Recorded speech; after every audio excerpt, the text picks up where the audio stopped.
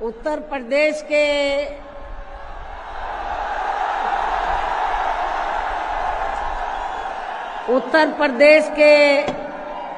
कोने कोने से आए हुए पार्टी के सभी छोटे बड़े पदाधिकारी, जनप्रतिनिधि, नेता एवं कार्यकर्तागण, जैसा कि आप लोगों को ये विदित है कि आज बहुजन समाज पार्टी के जन्मदाता एवं संस्थापक मान्यवर श्री कांशीराम जी की 19वीं पुण्यतिथि है और आज के ही दिन उनका लंबी बीमारी के कारण देहांत हुआ था, जो अब हमारे बीच में नहीं रहे हैं। लेकिन बहुजन समाज के हित में इनका समर्पित रहा संपूर्ण जीवन हमारे लिए हमेशा यादगार व अमर रहेगा। ऐसे महान व्यक्तित्व को आज मेरे साथ साथ आप लोग भी अपार संख्या में, अर्थात लाखों लाखों की संख्या में यहाँ यूपी की राजधानी लखनऊ में बीएसपी की रही सरकार द्वारा इनके सम्मान में निर्मित किए गए भव्य व अति विशाल मान्यवर श्री कांशीराम जी स्मारक स्थल पर इनको अपने श्रद्धा सुमन अर्पित करने के लिए पहुंचे हैं। हालांकि आप लोगों को ये भी मालूम है कि इनके सम्मान में बनाए गए इस स्थल के कुछ हिस्सों की समय से मरम्मत नहीं होने की वजह से आप लोग भी पिछले कुछ समय से यहाँ इनकी प्रतिमा पर अपने पुष्प अर्पित नहीं कर पा रहे थे। लेकिन अब यहाँ मरम्मत का अधिकांश कार्य पूरा हो जाने के बाद इस बार मेरे साथ साथ आप लोग भी भीड़ के मामले में अपना पिछला खुद का सभी रिकॉर्ड तोड़ते हुए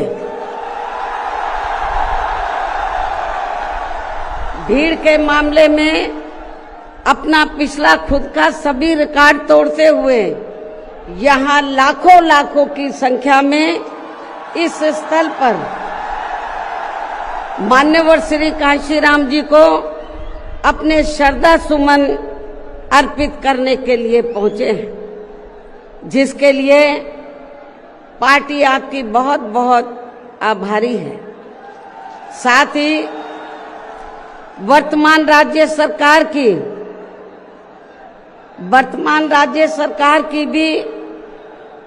बहुत बहुत आभारी है और इसलिए आभारी है क्योंकि इस स्थल को देखने वाले लोगों के टिकटों का इकट्ठा हुआ पैसा पूर्व की रही सपा सरकार की तरह वर्तमान भाजपा की राज्य सरकार ने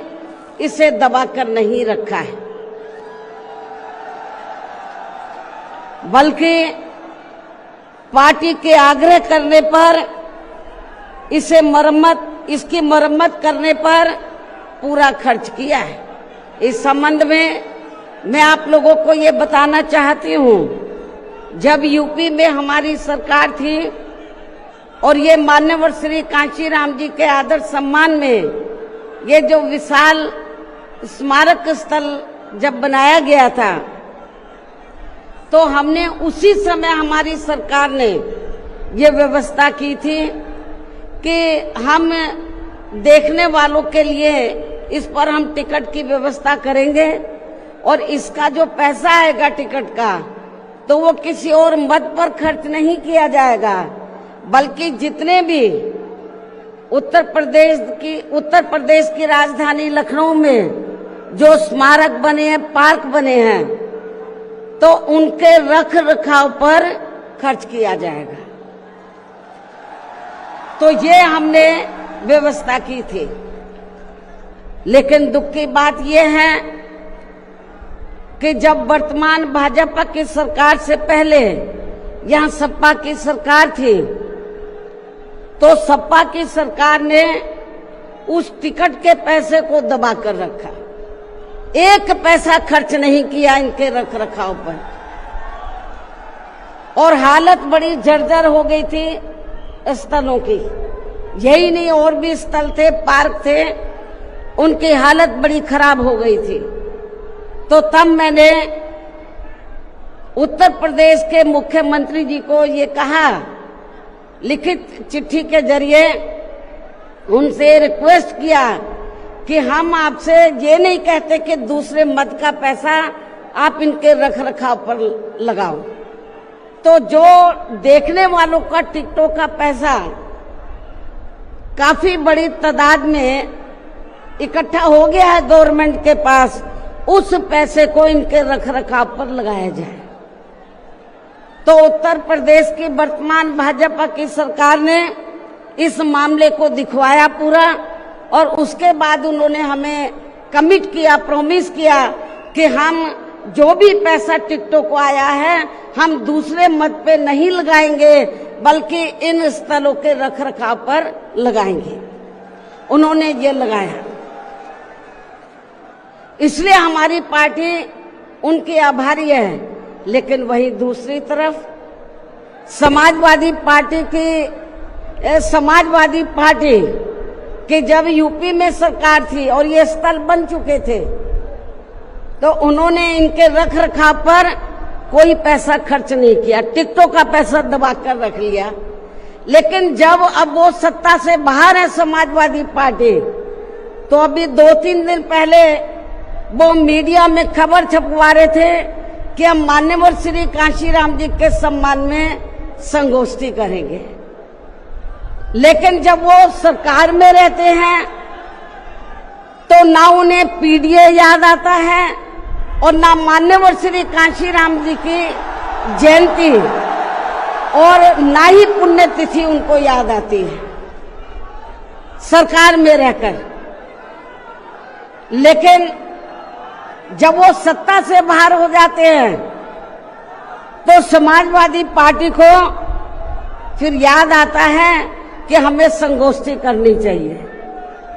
मैं सपा मुखिया अखिलेश यादव से मैं ये पूछना चाहती हूँ, यदि मान्यवर श्री कांशीराम जी के प्रति आपका इतना ही आदर सम्मान था, तो जब यूपी में मेरी सरकार थी तो मेरी सरकार ने अलीगढ़ मंडल में कासगंज के नाम से अलग से जिला बनाया, उस जिले का नाम मान्यवर श्री कांशीराम जी नगर के नाम से रखा था। लेकिन जैसे ही समाजवादी पार्टी पावर में आई, उन्होंने नाम बदल दिया। मान्यवर श्री कांशीराम जी के नाम पर हमने कॉलेज, यूनिवर्सिटी, अनेकों संस्थानों के नाम रखे, अनेकों संस्थानों के नाम रखे, जनहित की योजनाएं शुरू की। सारी के सारी अधिकांश जो बड़ी बड़ी योजनाएं थी वो सभी की सभी इन्होंने बंद कर दी समाजवादी पार्टी की सरकार ने। ये इनका दोगला या दोहरा चरित्र नहीं है तो क्या है? जब ये सत्ता में रहते हैं ना इनको पीडीए याद आता है और ना पीडीए के जो संत गुरुओं और महापुरुष है वो भी याद नहीं आते हैं। जब ये सत्ता से बाहर हो जाते हैं तब इनको हमारे संत गुरु और महापुरुष याद आते हैं। तो ऐसे दोगले लोगों से आप लोगों को बहुत ही सावधान रहने की जरूरत है। और अब मैं मान्यवर श्री कांशीराम जी जो पंजाब राज्य के एक मध्यम दलित परिवार में पैदा हुए हैं, तो इनके बारे में मैं ये कहना चाहूंगी कि इन्होंने भारतीय संविधान के मूल निर्माता एवं दलितों व अन्य उपेक्षित वर्गों के मसीहा परम पूज्य बाबा साहब डॉक्टर भीमराव अंबेडकर की मूवमेंट से व इनके कड़े संघर्ष एवं अथक प्रयासों से देश के खासकर करोड़ों दलितों, आदिवासियों, पिछड़े वर्गों, मुस्लिम व अन्य धार्मिक अल्पसंख्यक समाज के भी हित में भारतीय संविधान में दिए गए कानूनी अधिकारों से प्रेरित होकर तथा उनके बताए हुए रास्तों पर चलकर फिर अपनी पूरी जिंदगी इनके अधूरे रहे कारवां को मंजिल तक पहुंचाने के लिए समर्पित की है। और इसके लिए उन्होंने यानी कि मान्यवर श्री कांशीराम जी ने अपने माँ बाप, भाई बहन, रिश्ते नाते व सरकारी नौकरी आदि सभी त्याग कर बाबा साहब डॉक्टर भीमराव अंबेडकर जी के उस अधूरे रहे कारवां को पूरा करने के लिए लगा दी है, जो बाबा साहब ने यहाँ देश के करोड़ों दलितों एवं अन्य उपेक्षित वर्गों के लोगों को ये कही थी कि मैंने, बाबा साहब ने क्या कहा था कि मैंने अपने कड़े संघर्ष एवं अथक प्रयासों से इन वर्गों के लोगों को भारतीय संविधान में इन्हें स्वाभिमान के साथ जिंदगी व्यतीत करने व खुद अपने पैरों पर खड़े होने के लिए कानूनी अधिकार तो जरूर दिला दिए हैं, लेकिन उनका सही से पूरा लाभ लेने के लिए इन सभी वर्गों के लोगों को अर्थात बहुजन समाज के लोगों को आपस में एकजुट होकर व इन्हें अपने विशाल वोटों के जरिए यहाँ केंद्र एवं राज्यों की भी राजनीतिक सत्ता की मास्टर चाबी खुद अपने हाथों में लेनी होगी। ये परम पूज्य बाबा साहब डॉक्टर अंबेडकर ने कहा था। तभी फिर इनका वास्तव में सही से विकास व उत्थान आदि हो सकता है और तभी फिर ये लोग स्वाभिमान के साथ अपनी पूरी जिंदगी व्यतीत कर सकते हैं, क्योंकि इस मामले में बाबा साहब डॉक्टर भीमराव अंबेडकर जी का ये कहना था कि देश में राजनीतिक सत्ता वह एक ऐसी मास्टर चाबी है जिसके जरिए इन वर्गों के लोग अपनी सभी समस्याओं का समाधान खुद कर सकते हैं। साथ ही ये लोग भी यहाँ अन्य वर्गों की तरह पूरे आत्मसम्मान व स्वाभिमान के साथ अपनी खुशहाल जिंदगी व्यतीत कर सकते हैं। और इसके लिए बाबा साहब डॉक्टर भीमराव अंबेडकर जी ने इन वर्गों के लोगों को जो भी रास्ते दिखाए तो वे उनके जीते जी तो पूरे नहीं हो सके थे, जिन्हें फिर उनके देहांत के बाद उन रास्तों पर चलने वे उनके इस अधूरे रहे कारवां को मंजिल तक पहुंचाने के लिए मान्यवर श्री कांशीराम जी ने अनेकों कष्ट झेलकर अपनी पूरी जिंदगी लगा दी है और वे अपने जीते जी इस मकसद में काफी हद तक कामयाब भी हुए हैं। और खासकर इन्होंने यहाँ आबादी के हिसाब से देश के सबसे बड़े प्रदेश उत्तर प्रदेश में अपनी पार्टी के नेतृत्व में कई बार सरकार बनाकर वे उत्तर प्रदेश सहित नजदीक के लगे राज्यों में भी पार्टी के कुछ सांसद व विधायक आदि भी जिताकर बाबा साहब के कारवां को काफी हद तक आगे बढ़ाया है। इतना ही नहीं बल्कि मान्यवर श्री कांशीराम जी के देहांत होने से पहले उनकी ये दिली तमन्ना थी कि जहां आबादी के हिसाब से देश के सबसे बड़े प्रदेश उत्तर प्रदेश में जहां दलितों एवं अन्य उपेक्षित वर्गों के लोगों की कुल मिलाकर आबादी काफी ज्यादा है, तो इन्हें यहाँ एकजुट होकर अकेले ही अपनी पार्टी की पूर्ण बहुमत की सरकार बनानी होगी। ये मान्यवर श्री कांशीराम जी की उनके देहांत होने से पहले ये दिली तमन्ना थी। तभी फिर इन वर्गों के लोग यहाँ हर मामले में व हर स्तर पर पूरे स्वाभिमान के साथ अपनी जिंदगी व्यतीत कर सकते हैं, जिनसे प्रेरित होकर फिर अन्य राज्यों में भी इन वर्गों के लोग खुद अपने पैरों पर खड़े हो सकते हैं। तभी फिर यहाँ बाबा साहब का काफी हद तक अधूरा रहा सपना जरूर साकार हो सकता है, लेकिन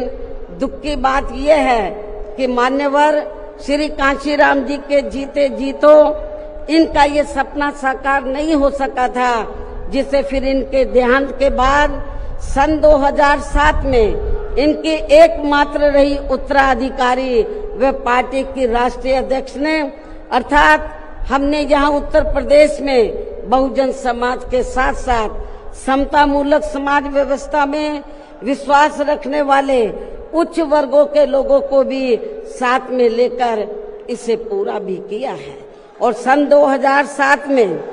देश के विशाल आबादी वाले यूपी स्टेट में पहली बार हमने यहाँ अपनी पार्टी के अकेले ही पूर्ण बहुमत की सरकार बनाई है। हालांकि पहले 3 बार हमने बनाई, वो मिली जुली सरकार थी, लेकिन चौथी बार हमने अकेले अपने बलबूते पर यूपी में पूर्ण बहुमत की सरकार बनाई है। जो यहाँ खासकर कांग्रेस, बीजेपी, सपा व अन्य जातिवादी पार्टियों को कतई भी अच्छा नहीं लगा है, जबकि इससे पहले केंद्र की रही भाजपा सरकार ने सत्ता का दुरुपयोग करके मेरे ऊपर व मेरे माँ बाप, भाई बहन एवं अन्य रिश्ते नातों आदि के ऊपर भी अनेकों गलत एवं फर्जी केस दर्ज करा के हम सभी को जबरदस्ती इनकम टैक्स व सीबीआई आदि के जंजाल में फंसाकर हमारी छवि को धूमिल करने का हर संभव पूरा प्रयास किया है। इसके साथ साथ आगे चलकर इन सब मामलों में केंद्र की रही कांग्रेसी सरकार ने भी हमें न्याय देने के बजाय बल्कि काफी उलझा दिया था, और तब फिर हमें इन सब के विरुद्ध मान्य कोर्ट में भी जाना पड़ा है, जहां हमें न्याय मिला है। इस प्रकार से ये सब भी हमें काफी कुछ झेलना पड़ा है, लेकिन ऐसे विकट व संघर्ष भरे हालातों में भी हमने बाबा साहब डॉक्टर भीमराव अंबेडकर के बताए हुए रास्तों पर चलकर यहाँ उत्तर प्रदेश में सन 2007 में हुए विधानसभा चुनाव में अकेले ही ये चुनाव लड़कर फिर अपनी पार्टी की पूर्ण बहुमत की सरकार बनाई है। और हमने यहाँ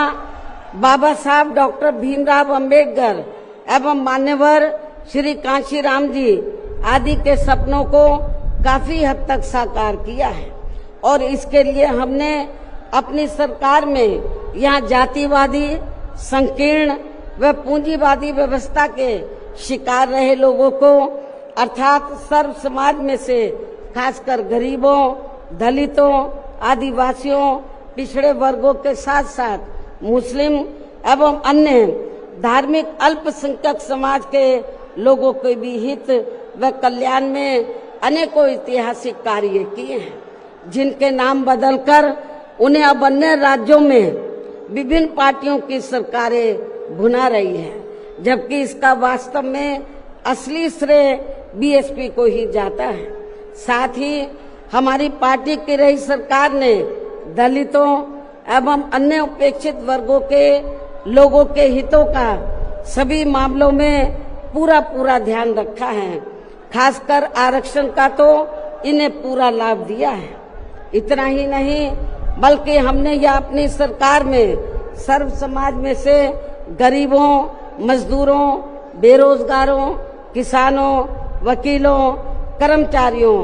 व्यापारियों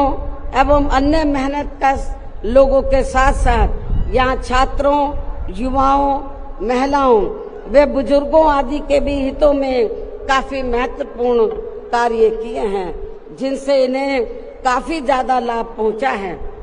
इनके साथ साथ हमारी पार्टी की रही सरकार ने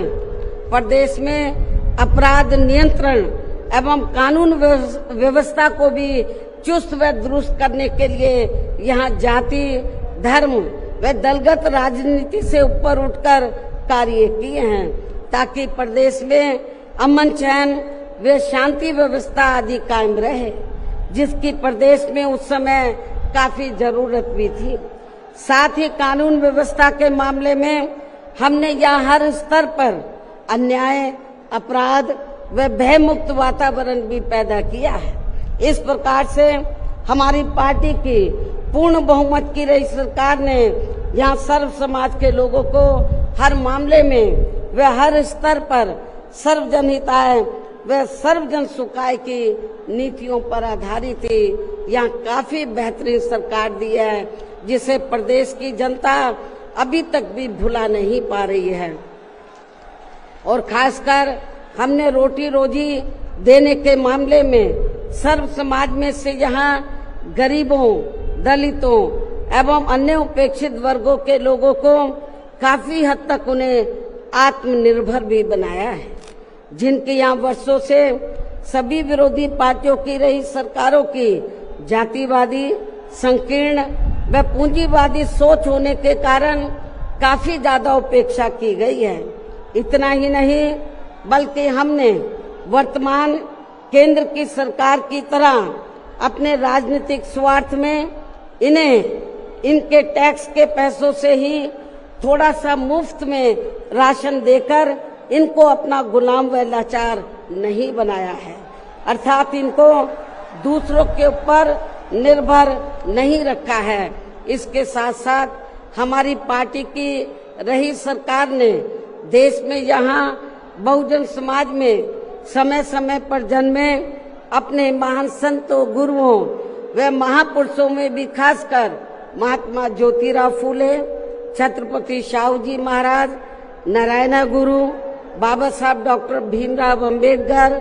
मान्यवर श्री कांशीराम जी, संत गुरु रविदास जी व गौतम बुद्ध आदि को भी विभिन्न रूपों में पूरा पूरा आदर सम्मान दिया है। जो ये सब यहाँ जातिवादी पार्टियों को कतई भी रास नहीं आ रहे हैं और इस मामले में समाजवादी पार्टी तो सबसे आगे रही है। और अब ये समाजवादी पार्टी यहाँ अपने राजनीतिक स्वार्थ में जबरन पीडीए आदि की हवाई बातें करके इन वर्गों को गुमराह करने में लगी है, जबकि हमारी पार्टी की रही सरकार ने अपने संतों, गुरुओं व महापुरुषों आदि के नाम पर यहाँ प्रदेश में जिन जिलों,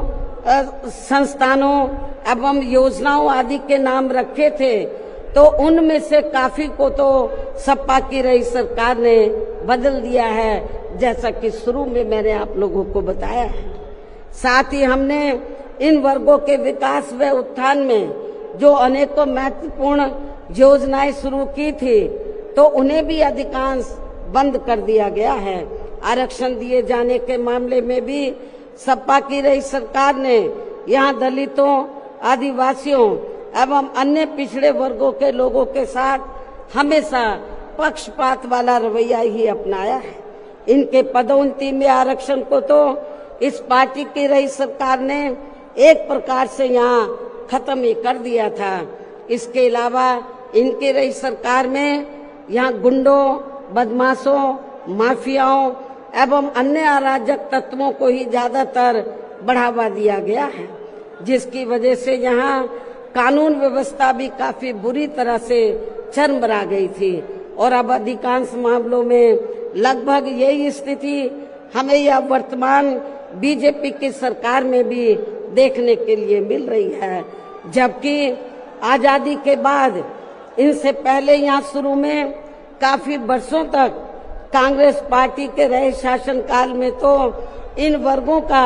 हर स्तर पर काफी ज्यादा शोषण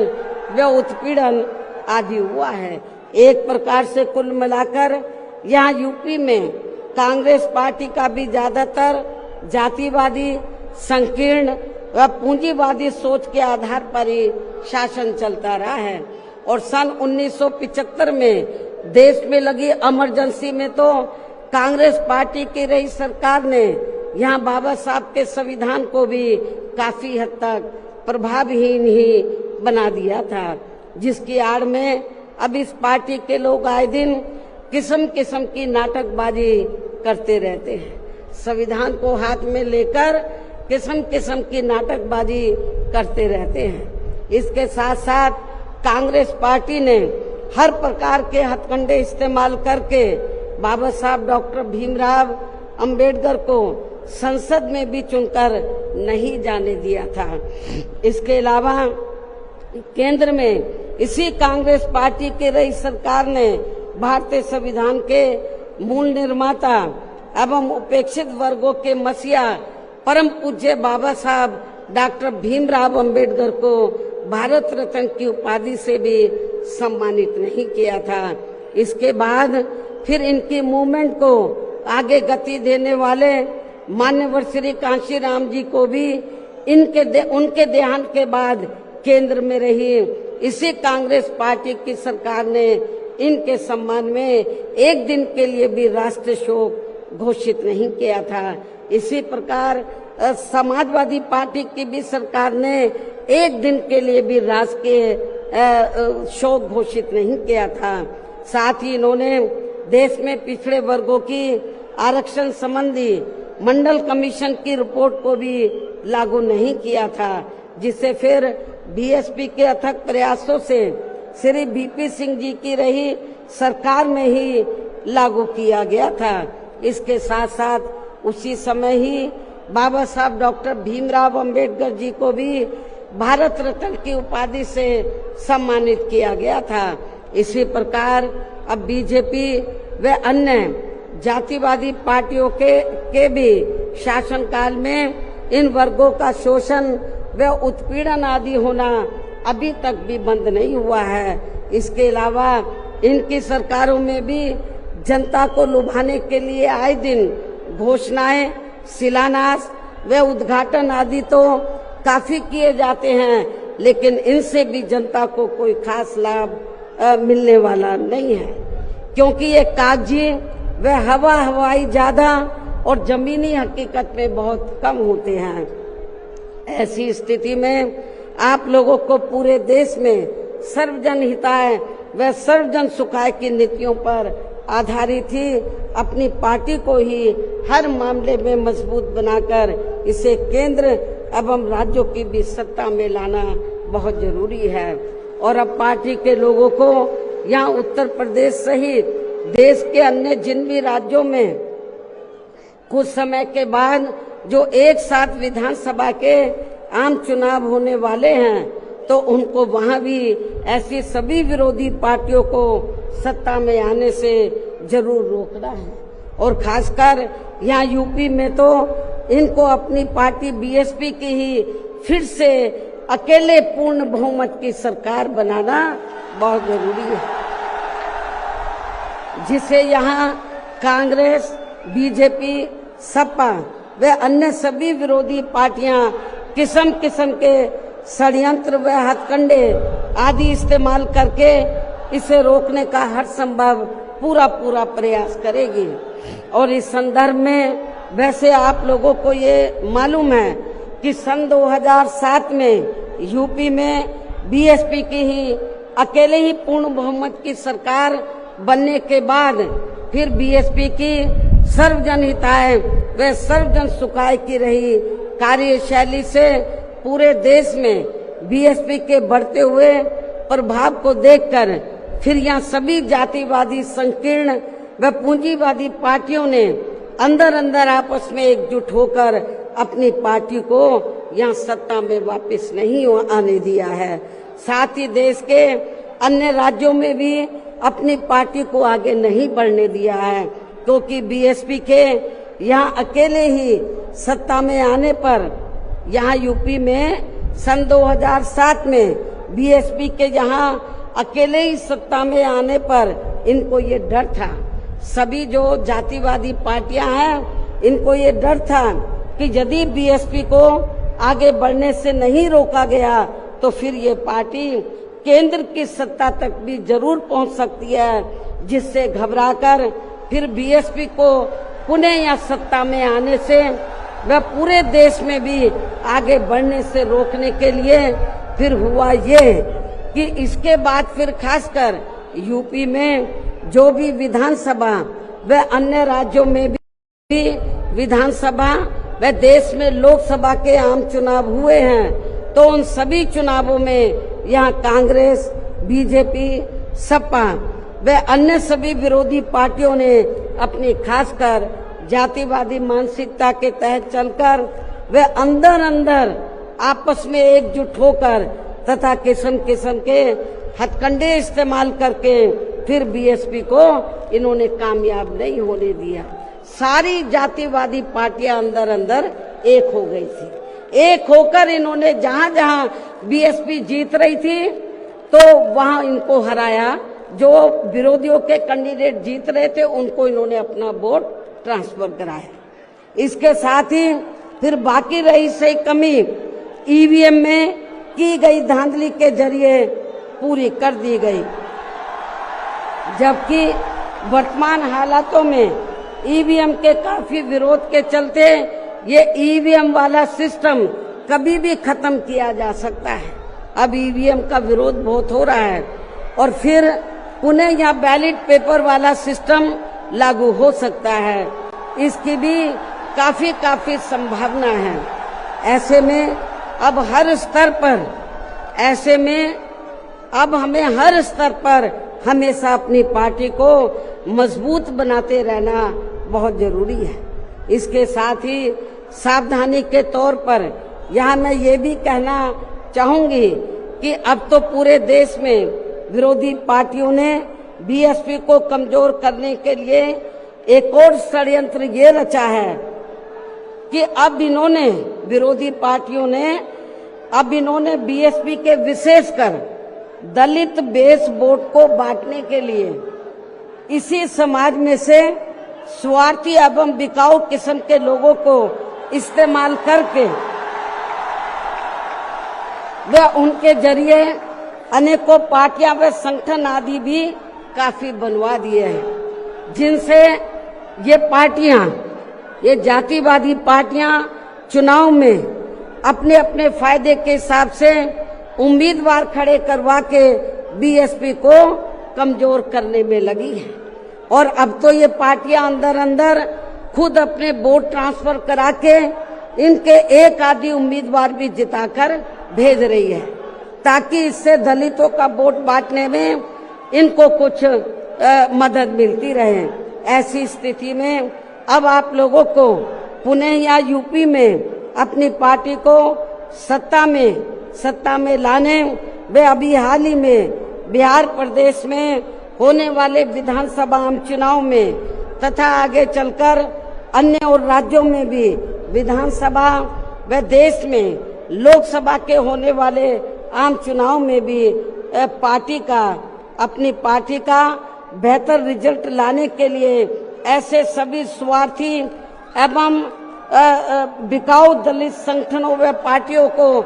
अपने यार दोस्त, जात बिरादरी व रिश्ते नाते आदि के चक्कर में भी पड़कर अब इनको अपना एक भी वोट देकर खराब नहीं करना है, वरना फिर इसका पूरा लाभ यहाँ विरोधी पार्टियों को ही मिलता रहेगा। जिसे भी खास ध्यान में रखकर अब हर छोटे बड़े चुनाव में आप लोगों को अपना एक भी वोट ऐसे सभी स्वार्थी एवं बिकाऊ पार्टियों एवं संगठनों आदि को नहीं देना है, बल्कि अपनी एकमात्र हितैषी पार्टी बीएसपी को ही देना है, ताकि बीएसपी फिर से अपना बेहतर रिजल्ट लाकर पुणे या यूपी की सत्ता में वापस हो सके तथा देश के अन्य सभी राज्यों में भी पार्टी पुणे आगे बढ़ सके। और इसके लिए विरोधी पार्टियों के ऐसे अनेकों और भी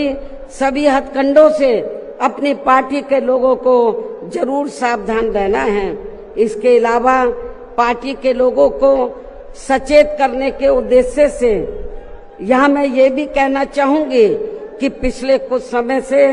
दुनिया के अनेकों देश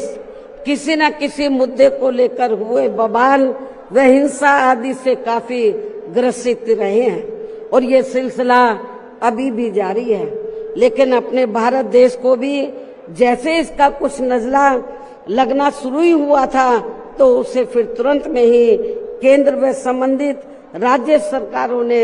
सख्ती से निपटा है, जिससे केंद्र व सभी राज्य सरकारों को आगे भी काफी सतर्क रहना होगा। इतना ही नहीं बल्कि देश में आम जनहित के मुद्दों पर आवाज उठाने की बजाय जो पिछले कुछ समय से यहाँ स्वार्थी व शरारती तत्व एक दूसरे के देवी देवता, खुदा व धर्म आदि को लेकर तथा इन पर आए दिन नए नए मुद्दों को निकालकर देश में बवाल व हिंसा आदि पैदा करने की कोशिश में लगे रहते हैं और फिर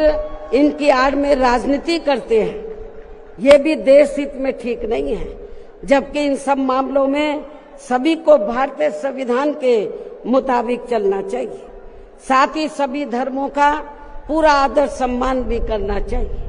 और इनके सदियों से चले आ रहे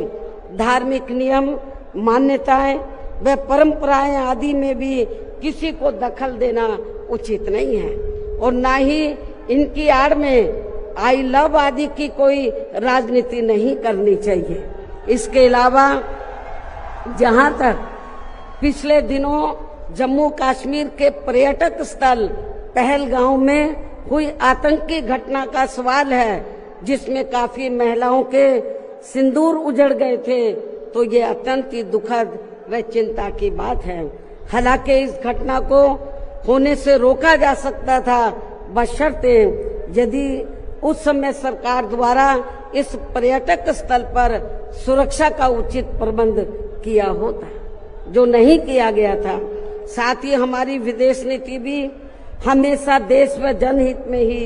होनी चाहिए और इस मामले में अभी हाल ही में अमेरिका द्वारा लगाए गए भारी टैरिफ से भी केंद्र सरकार को काफी सचेत रहने की जरूरत है और इसी परिप्रेक्ष्य में इन्होंने स्वदेशी उत्पाद को बढ़ावा देने पर जोर देकर जो देश को आत्मनिर्भर बनाने की बात कही है, तो ये हवाई ना होकर बल्कि जमीनी हकीकत में भी लोगों को होता हुआ नजर आना चाहिए, जिसका फिर हमारी पार्टी भी जरूर स्वागत करेगी। और अब इन सब बातों को मद्देनजर रखते हुए पूरे देश में अपनी पार्टी को हर स्तर पर मजबूत बनाना व इसे आगे बढ़ाना भी बहुत जरूरी है और खासकर इस बार यूपी में बीएसपी की अकेले ही पूर्ण बहुमत की यहाँ सरकार जरूर बनाना है और ये इसलिए भी बहुत जरूरी है क्योंकि बीएसपी के सत्ता से हटने के बाद जब से यहाँ सपा व बीजेपी की सरकार बनी है, तो तब से यहाँ पूर्व की रही कांग्रेसी सरकार की तरह ही इनकी भी सरकारों में सर्व समाज में से खासकर यहाँ गरीबों, दलितों एवं अन्य पिछड़े वर्गों के लोगों का सही से विकास व उत्थान आदि नहीं हो पा रहा है और अब इनमें गरीबी एवं बेरोजगारी आदि काफी ज्यादा बढ़ गई है। साथ ही इनके ऊपर हो रही जुल्म जाति आदि भी काफी चरम सीमा पर पहुंच चुकी है। इनकी बहन बेटियां भी अधिकांश सुरक्षित नहीं रही है। इसके साथ ही इन वर्गों के लोगों को यहाँ आरक्षण का भी सही से पूरा लाभ नहीं मिल पा रहा है। हालांकि इस संबंध में आप लोगों को ये मालूम है कि इनके आरक्षण को लेकर अभी तक जितने भी मान्य कोर्ट के फैसले आए हैं, तो उनकी सभी जातिवादी पार्टियों की रही सरकारों ने सही से पैरवी नहीं की है, जिससे अब इनको आरक्षण का बहुत कम ही लाभ मिल पा रहा है। और इस मामले में यहाँ मैं ये भी कहना चाहूंगी कि बीएसपी के अथक प्रयासों से देश में एससी व एसटी वर्गों के सरकारी नौकरियों में पदोन्नति में आरक्षण को प्रभावी बनाने के लिए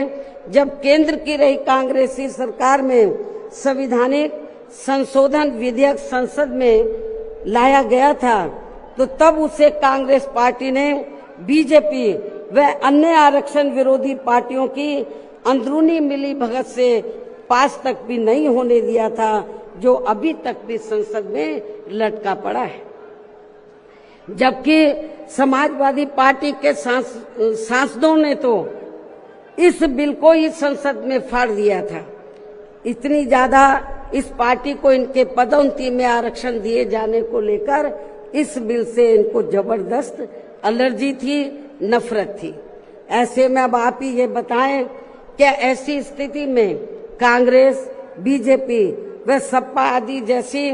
इन जातिवादी पार्टियों में यहाँ खासकर अपने दलितों एवं अन्य उपेक्षित वर्गों के लोगों का सही से विकास व उत्थान आदि हो सकता है? मैं समझती हूँ कतई भी संभव नहीं है। इसके अलावा इन्हीं की तरह यहाँ उत्तर प्रदेश सहित पूरे देश में मुस्लिम एवं अन्य धार्मिक अल्पसंख्यक समाज के लोगों का भी सही से विकास व उत्थान आदि होना तो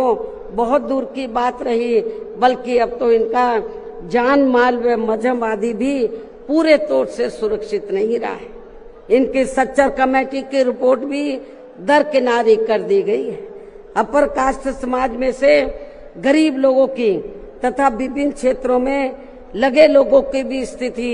हमें कोई खास अच्छी नजर नहीं आ रही है। वैसे भी इन सब मामलों में केंद्र व राज्य सरकारों के भी अधिकांश कार्य सरकारी फाइलों में ही सिमट कर रह जाते हैं, ये भी छिपा नहीं है। कानून व्यवस्था भी यूपी सहित पूरे देश में कोई खास अच्छी नहीं है। हर प्रकार के अपराध भी काफी बढ़ रहे हैं। ऐसे में ये विरोधी पार्टियां सत्ता में आने के लिए खासकर चुनाव के समय में अपने अपने चुनावी घोषणा पत्रों में जो किस्म किस्म के लुभावने वायदे करती हैं, तो उनको फिर ये पार्टियां सत्ता में आने के बाद 50% भी लागू नहीं करती हैं। साथ ही इनके गलत आर्थिक नीतियों की वजह से पूरे देश में गरीबी, बेरोजगारी व महंगाई आदि भी लगातार बढ़ती जा रही है, जिन पर पर्दा डालने के लिए अब ये पार्टियां आए दिन किस्म किस्म के हथकंडे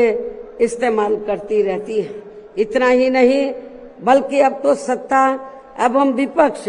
अंदर अंदर मिलकर वे अपनी जातिवादी मानसिकता के तहत चलकर यहाँ बाबा साहब डॉक्टर भीमराव अंबेडकर द्वारा निर्मित किए गए इनके मानवतावादी व समतामूलक भारतीय संविधान को भी बदलकर इसे ये पुराने वाले जातिवादी ढांचे में ही परिवर्तित करना चाहते हैं, जिसके लिए इनके साधु संत भी आए दिन पैरवी करते रहते हैं, जिसे हमारी पार्टी बीएसपी कतई भी बदलने नहीं देगी, चाहे इसके लिए हमें कितना भी संघर्ष क्यों ना करना पड़े। तभी फिर यहाँ दलितों, आदिवासियों, पिछड़े वर्गों एवं अन्य उपेक्षित वर्गों के लोगों के कानूनी अधिकार सुरक्षित व बचे रह सकते हैं। वरना इन वर्गों के लोगों को अभी तक थोड़ा बहुत जो भी लाभ मिल रहा है, तो फिर यहाँ संविधान बदलने पर ये काफी कुछ खत्म ही हो जाएगा। जिन्हें बचाने व बरकरार रखने के लिए इन सभी वर्गों के लोगों को बीएसपी के झंडे तले आपस में एकजुट होना बहुत जरूरी है। साथ ही अपनी बीएसपी पार्टी को हर स्तर पर मजबूत बनाकर इसे सत्ता में भी लाना बहुत जरूरी है, क्योंकि बीएसपी ही एक ऐसी पार्टी है जो यहाँ बाबा साहब के बनाए गए संविधान को सुरक्षित रख सकती है और संविधान के मुताबिक चलकर यहाँ सदियों से उपेक्षित रहे दलित एवं अन्य उपेक्षित वर्गों के लोगों को अपने पैरों पर खड़ा कर सकती है। और ये सब आप लोगों ने यूपी में अपनी पार्टी की 4 बार रही सरकार के दौरान होते हुए देखा है। ऐसे में अब यूपी में बीएसपी को ही फिर से सत्ता में लाकर यहाँ की जनता को हर मामले में खुशहाल बनाना होगा, जिसके लिए पार्टी के लोगों को सन 2007 में हुए विधानसभा चुनाव की तरह ही इस बार भी यहाँ पूरे प्रदेश में प्रत्येक पोलिंग बूथ स्तर पर अब इसके लिए करना क्या आप लोगों को, जिसके लिए पार्टी के लोगों को सन 2007 में हुए विधानसभा चुनाव की तरह ही इस बार भी यहाँ पूरे प्रदेश में प्रत्येक पोलिंग बूथ स्तर पर सर्व समाज को व विशेषकर बहुजन समाज के लोगों को उनकी छोटी छोटी बैठकों के जरिए उन्हें बीएसपी की सर्वजन हिताय व सर्वजन सुखाय की नीतियों एवं सिद्धांतों आदि से जोड़ना है और इस दौरान इन्हें बीएसपी के बेहतरीन रहे शासनकाल की उपलब्धियों के बारे में बताना है। साथ ही उन्हें विरोधी पार्टियों के किस्म किस्म के हथकंडों से सावधान रहने के बारे में भी जरूर बताना है। और आज जो भी बातें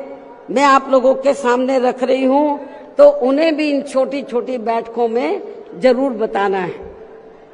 और यदि पार्टी के लोग मेरी इन सब बातों पर सही से अमल कर लेते हैं तो फिर इस बार अपनी पार्टी के हाथों में यहाँ सत्ता जरूर आ जाएगी। इसके अलावा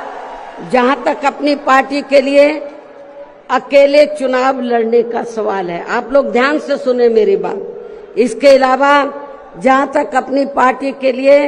अकेले चुनाव लड़ने का सवाल है तो इसके बारे में भी यहाँ मैं अपनी पार्टी के अब तक के रहे अनुभवों को ध्यान में रखकर ये बताना जरूरी समझती हूँ कि देश के अन्य प्रदेशों की तरह खासकर यहाँ यूपी में जब भी हमारी पार्टी ने विधानसभा का आम चुनाव गठबंधन करके लड़ा है तो तब फिर हमारी पार्टी को कोई विशेष लाभ नहीं हुआ है, क्योंकि हमारी पार्टी का जो वोट है, हमारी पार्टी का वोट तो गठबंधन वाली पार्टी को एक तरफा ट्रांसफर हो जाता है, लेकिन उनका जातिवादी मानसिकता की वजह से विशेषकर अपर कास्ट समाज का वोट बीएसपी के उम्मीदवारों को ट्रांसफर नहीं हो पाता है। और वास्तव में यही सही और हकीकत भी है, जिससे फिर हमारी पार्टी के उम्मीदवार भी बहुत कम जीत पाते हैं तथा पार्टी का वोट प्रतिशत भी काफी कम हो जाता है। इसके साथ ही गठबंधन की सरकार बनने पर अपनी पार्टी के नेतृत्व में बनी ये सरकार समय से पहले ही गिर जाती है। जब हम गठबंधन करके चाहे चुनाव लड़ें, वोट प्रतिशत भी कम होता है, सरकार बनाए तो समय से पहले ही गिर जाती है। जैसे सन 1993 में बीएसपी ने सपा से गठबंधन करके यहाँ यूपी में विधानसभा का आम चुनाव लड़ा था तो पार्टी केवल 67 सीटें ही जीत पाई थी। उसके बाद फिर 1996 में पार्टी ने कांग्रेस पार्टी से गठबंधन करके यहाँ विधानसभा का आम चुनाव लड़ा था तो तब फिर पार्टी केवल 67 सीटें ही जीत पाई थी। पहले भी 67, उसके बाद में भी 67। और जब सन 2002 में पार्टी ने यूपी विधानसभा का आम चुनाव अकेले लड़ा था तो तब पार्टी लगभग 100 सीटें जीत गई थी सन 2002 में, जिसमें पार्टी के 2 जीते हुए आजाद उम्मीदवार भी शामिल हैं, जिनको किन्हीं कारणवश सिंबल समय से नहीं मिल पाया था। और फिर इससे पार्टी के लोगों का काफी मनोबल भी बढ़ा था। लेकिन यहाँ खास ध्यान देने की बात यह है कि पार्टी इन तीनों बार गठबंधन की बनी सरकार में अपना कभी भी समय पूरा नहीं कर पाई। हमने तीनों बार जब गठबंधन करके सरकार बनाई तो कभी भी अपना समय पूरा नहीं कर पाई है, अर्थात समय से पहले ही गिर गई है। आप रिकॉर्ड उठाकर देख लो। इसके बाद सन 2007 में पार्टी ने फिर से अकेले यहाँ यूपी में विधानसभा का आम चुनाव लड़ा था तो तब फिर अपनी पार्टी 200 से ऊपर सीटें जीत गई थी। और फिर हमने यहाँ यूपी में पहली बार पूरे 5 साल के लिए अकेले ही अपनी पार्टी की पूर्ण बहुमत की सरकार बनाई थी। और इस दौरान हमने सर्व समाज के हित में काफी ऐतिहासिक कार्य किए थे। ऐसे में पार्टी द्वारा गठबंधन करके चुनाव लड़ने से या फिर गठबंधन की सरकार बनाने से भी यहाँ सर्व समाज में से खासकर गरीबों एवं बहुजन समाज के लोगों का सही से विकास व उत्थान आदि नहीं हो सकता है। इसलिए इस बार यहाँ यूपी विधानसभा के होने वाले आम चुनाव में अब तक के रहे अनुभवों के मुताबिक हमारी पार्टी ने सन 2007 की तरह ही अकेले ये चुनाव लड़ने का फैसला लिया है। वैसे मुझे ये पूरा भरोसा है कि आज के कार्यक्रम में अपने खुद के पिछले सभी रिकॉर्ड तोड़ते हुए उम्मीद से कई गुना ज्यादा लाखों की संख्या में आई ये अपार भीड़ इस बार यहाँ यूपी में होने वाले विधानसभा आम चुनाव में अपनी पार्टी को सत्ता में जरूर लाएगी। और इसके लिए अभी से ही पार्टी के लोगों को यहाँ विरोधी पार्टियों के पुराने व नए सभी षड्यंत्रों व हथकंडों आदि से सावधानी बरतते हुए अपनी पार्टी के जनाधार को बड़े पैमाने पर बढ़ाना है। साथ ही हर स्तर पर पार्टी को मजबूत भी बनाना है। विरोधियों की अफवाहों से भी पार्टी के लोगों को जरूर सचेत रखना है। और इस संबंध में इसका ताजा हथकंडा ये है कि इन्होंने आज के 9 अक्टूबर के कार्यक्रम के घोषित होते ही पिछले महीने से ये अफवाह फैलाना शुरू कर दिया था। मैं क्यों बोल रही हूँ अफवाहों से सावधान रहना है, क्योंकि इस संबंध में ताजा उदाहरण ये है कि इन्होंने आज के 9 अक्टूबर के कार्यक्रम के घोषित होते ही पिछले महीने से ये अफवाह फैलाना शुरू कर दिया था कि दूसरी पार्टियों के फलाना वरिष्ठ नेता बीएसपी में आ रहे हैं और वे बीएसपी प्रमुख से दिल्ली व लखनऊ में भी मिले हैं, लेकिन मुझे तो इसके बारे में अभी तक भी कोई जानकारी नहीं है। मिलना तो बहुत दूर की बात है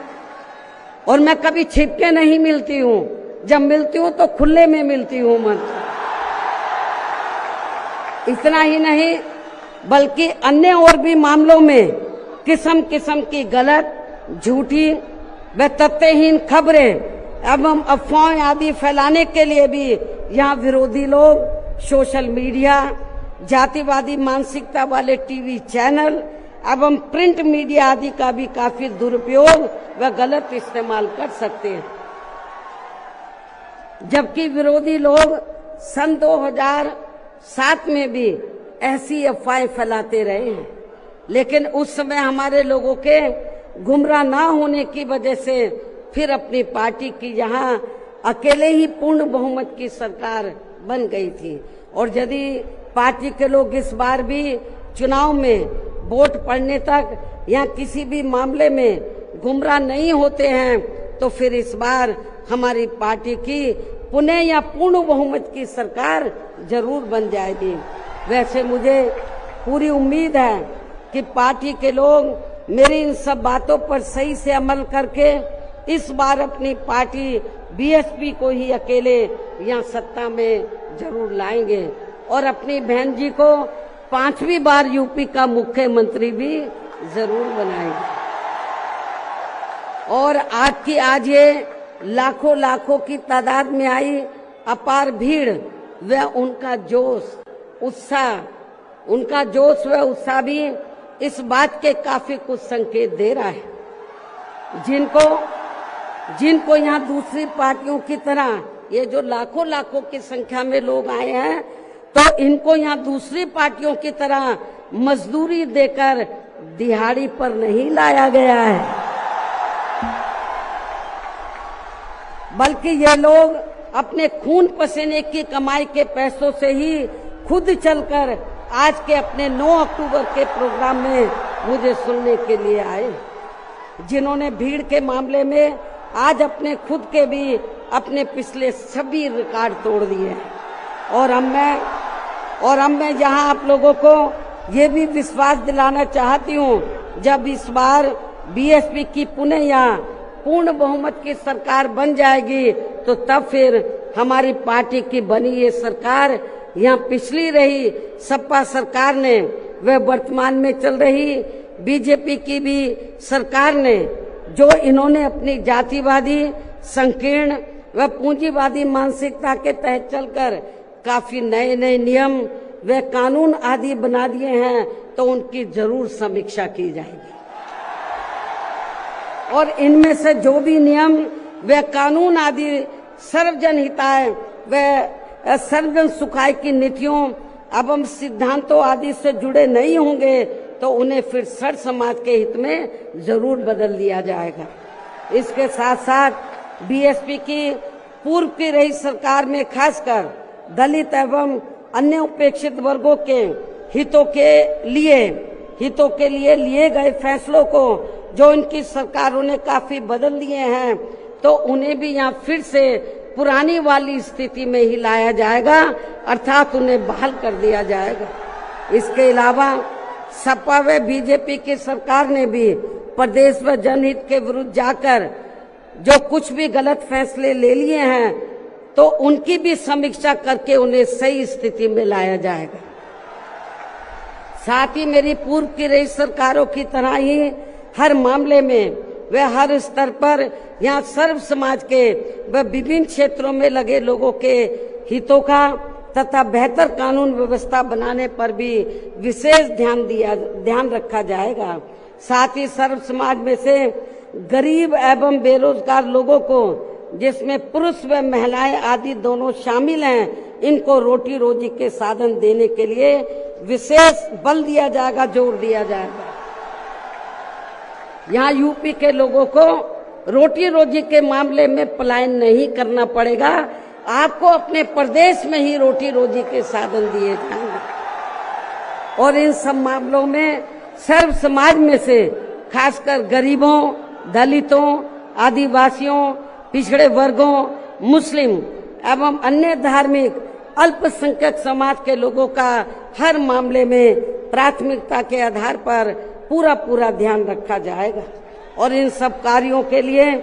इस बार पुनः यहाँ अपनी पार्टी की पूर्ण बहुमत की सरकार बनाना बहुत जरूरी है, जिसकी पूरी उम्मीद भी है। इन्हीं जरूरी बातों के साथ ही अब मैं ये भी कहना चाहूंगी कि अपनी पार्टी को हर स्तर पर मजबूती देकर उसे बरकरार बनाए रखने के लिए जिस प्रकार से पार्टी के लोगों ने माननीय श्री कांशीराम जी के देहांत होने के बाद भी पार्टी की हर परिस्थिति में हमेशा मेरा साथ दिया है और अभी भी दे रहे हैं, तो ये मेरे व पार्टी के लिए बहुत ही गर्व की बात है।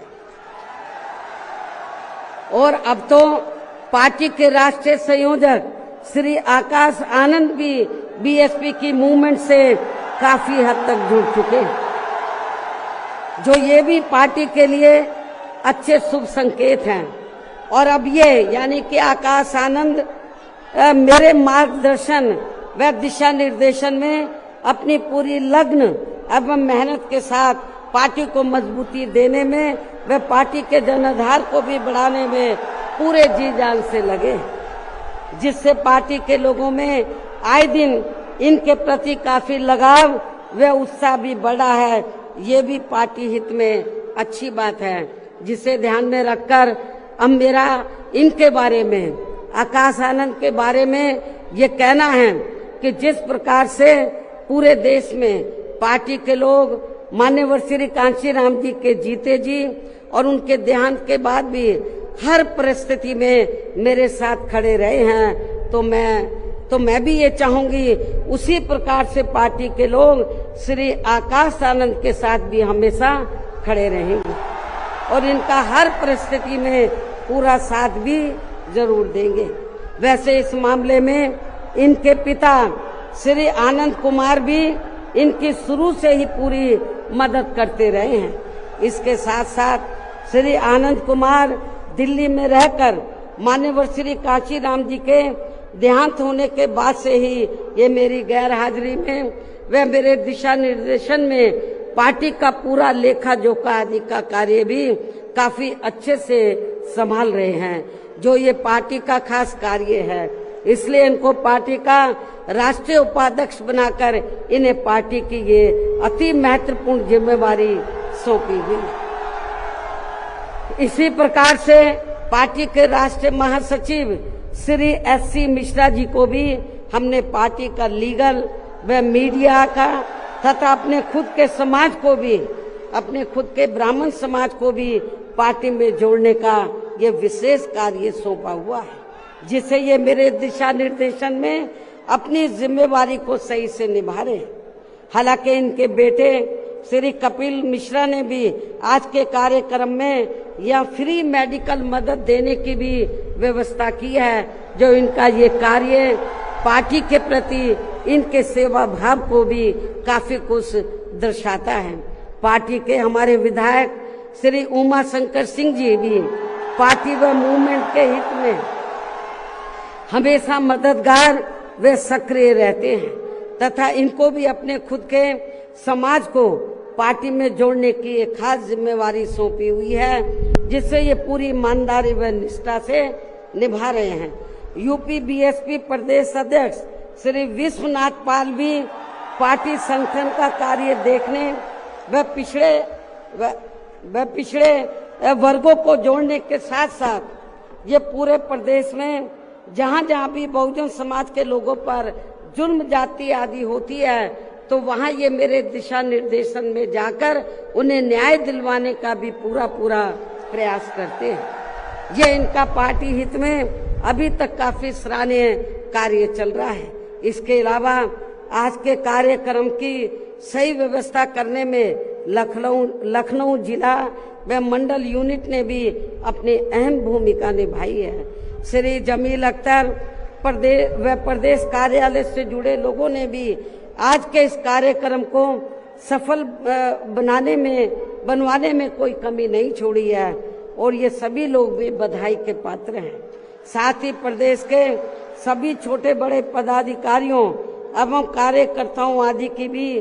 कड़ी मेहनत, मेन कमाल आप लोगों का है, जिनको मेन कमाल आप लोगों का है। साथ ही प्रदेश के सभी छोटे बड़े पदाधिकारियों एवं कार्यकर्ताओं आदि की भी कड़ी मेहनत व उनके अथक प्रयासों से आज मान्यवर श्री काशीराम जी की पुण्यतिथि के कार्यक्रम में पूरे उत्तर प्रदेश के कोने कोने से लाखों की संख्या में पार्टी के जो लोग इनको अपने श्रद्धा सुमन अर्पित करने तथा मुझे भी सुनने के लिए यहाँ आए हैं। साथ ही आपके पड़ोसी राज्य उत्तराखंड स्टेट से भी पार्टी के कुछ लोग आपके यहाँ इस कार्यक्रम से काफी कुछ सीखने के लिए आए हुए हैं, तो उन सभी का भी मैं दिल से धन्यवाद अदा करती हूँ। हालांकि हमने कोई बाहर के लोगों को इधर नहीं बुलाया है, वो चोरी से अपने आप ही आ गए पूरे देश से और छिपकर कहीं बैठे हुए हैं कि बहन जी कहीं नाराज ना हो जाए। लेकिन मैं नाराज नहीं हो रही, आप लोगों ने आप आ भी गए हैं, आपका भी मैं थैंक्स अदा करती हूँ। लेकिन अब आप लोगों को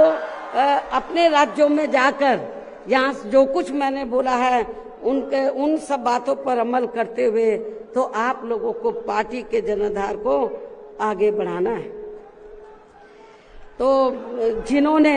क्योंकि जो भी लोग हैं तो बहुत कुछ यहाँ सीखने के लिए आए हैं। वो किस लिए आए हैं? वर्कर है थोड़े से बेचारे, थोड़े